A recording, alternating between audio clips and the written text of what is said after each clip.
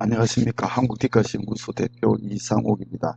이번 강좌는 파트 4로 디카시의 지평 5번째 시간입니다. 이 시간에는 효용론적 관점에서 디카시를 조명해 보도록 하겠습니다. 효용론적 관점이라는 것은 독자의 반응에 초점을 맞추는 것이라고 볼 수 있겠습니다. 그러니까 시인이나 시적 대상, 작품 자체보다는 독자를 초점하는 것이라고 보면 됩니다. 시가 독자에게 전달되어 교훈이나 쾌락을 얼마나 주느냐에 따라서 시의 가치가 평가되는 것이죠. 그러니까 독자에게 많은 영향을 미친 작품은 훌륭한 작품이고, 그렇지 못한 작품은 좋지 못한 작품으로 평가하는 방식입니다.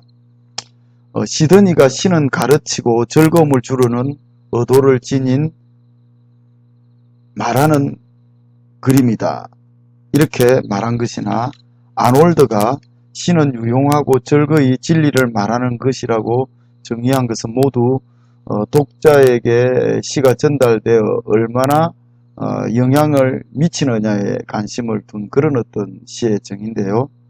논어 양압 편에서도 공자가 시의 효용성에 대해서 말하는 것은 동양적 관점으로 아주 중요한 것입니다. 이것도 제가 한번 읽어보겠습니다. 시는 감흥을 자아낼 수 있고, 살필 수 있고, 여럿이 모일 수 있고, 원망할 수 있고, 가까이는 어버이를 섬기고 멀리는 임금을 섬기고 새와 짐승과 초목의 이름까지 많이 알게 한다, 이렇게 말한 것이 바로 동양적 관점에서 시의 효용성을 말한 것인데, 동양이나 서양이나 시의 효용론에 대해서는 같은 생각을 하고 있는 것을 알 수 있습니다. 실상 시라는 것이 일반 대중가요와 다른 점은 보다 고급스러운 시의 효용성에서 찾을 수 있을 것입니다. 그런데 오늘날 문자 미디어 시대에서 영상 미디어 시대로 이렇게 변하면서 시가 전과 같이 그런 효용성 면에서도 많이 약화된 것은 사실입니다. 시가 줄 수 있는 그런 어떤 효용성이 영상 미디어를 기반으로 하는 여러 어떤 다른 장르들에 비해서 현재의 시의 효용성이 위축된 것은 사실입니다.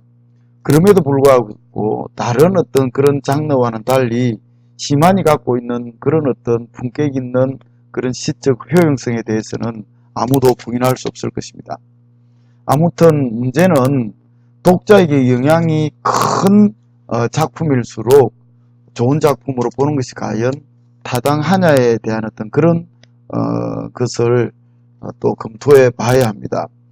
악화가 양화를 구축한다는 그런 말처럼 제대로 시의 행식조차 갖추지 않은 그런 시집들이 베스트셀러가 되는 경우가 많죠. 소녀의 감성을 호소하는, 그러니까 아주 깊이는 없지만 소녀들이 좋아하는 어떤 그런 달콤한 정서로서 이렇게 베스트셀러가 되는 것인데, 효용론의 입장에서는 소녀들에게 많은 어떤 그런 미적, 그것이 고급스럽지 못하다 할지라도 감동을 줬기 때문에, 그러면 그런 작품을 좋은 작품으로 봐야 하느냐, 효용론의 입장에서는 가치 있는 작품이 될 것입니다.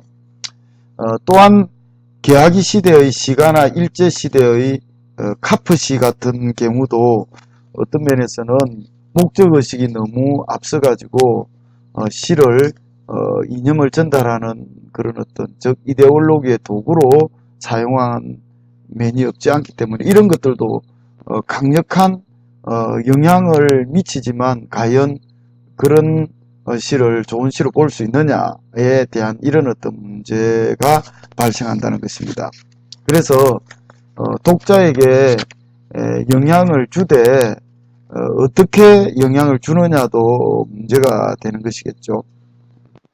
아무튼 시는 시작품을 통해 세계에 발현하는 것이므로 독자를 염두에 두지 않을 수 없습니다. 구조론이나 객관론 같은 경우에는 아예 어떤 독자라든지 뭐 다른 그런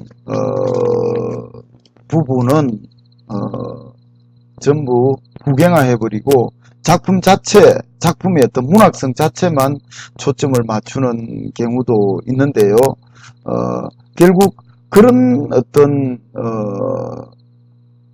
작품성 자체만 초점을 맞춘다 할지라도 역시 시는 그 작품을 통해서 독자에게 발언하는 행위이기 때문에 결코 효용론에서 자유롭지는 못할 것입니다. 그래서 결국 독서 행위를 통해서, 즉 시를 읽어서 독자는 즐거움을 누리거나 새로운 깨달음이나 정보를 얻게 되는 것이 결국은 효용론적 입장에 있기 때문에 모든 시는 이런 것에서 하나도 예외일 수 없다는 것이죠. 그래서 그것도 강조하지만 효용론은 독자가 시를 읽는다는데 초점을 맞추는 것입니다. 그래서 독자는 시 읽기를 통해서 뭔가를 얻게 되는데 그 얻는 것이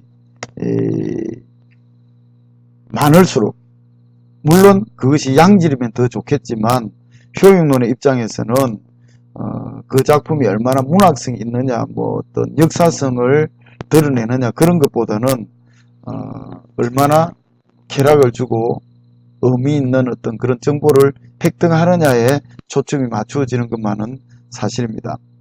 그런데 요즘 시의 가장 큰 문제 중 하나가 시가 읽혀지지 않는다는 것 아닙니까?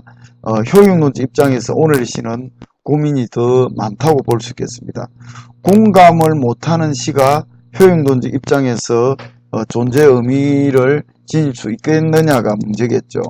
그래서 전 시대만 해도 예술 중에서 시만한 효용성을 가진 장르를 찾기가 힘들었지만 오늘날은 앞에서 말씀드린 것처럼 영상 미디어 시대가 되면서 시의 위가 많이 줄어간 것만은 사실입니다.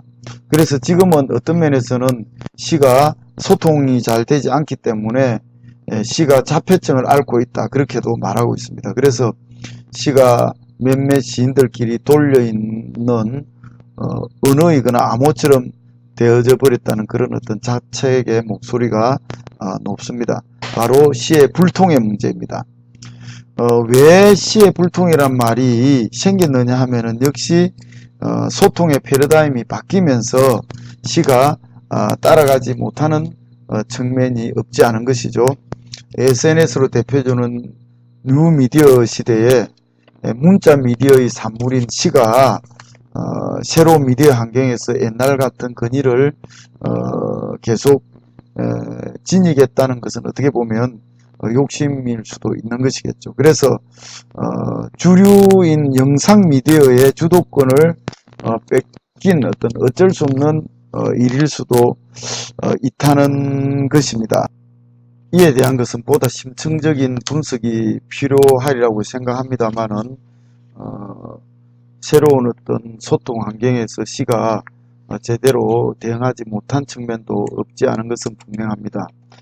효용론적 입장에서 디카시를 보면 역시 디카시도 독자에게 교훈이나 쾌락 같은 유익한 어떤 것을 제공하느냐의 관점에 설 수밖에 없습니다. 이런 경우에는 독자를 어떤 계약의 시대처럼 단순히 어떤 그 계도의 대상으로 삼을 수도 있고 수용미학적 관점에서 독자가 작품의 가치 판단의 주체이고 창작 과정에도 개입할 만큼 능동적 독자 입장에서도 파악할 수 있을 겁니다. 아무튼 독자가 어떤 관점에 서든 작품이 독자에게로 향한다는 것만은 두말할 여지가 없을 것입니다.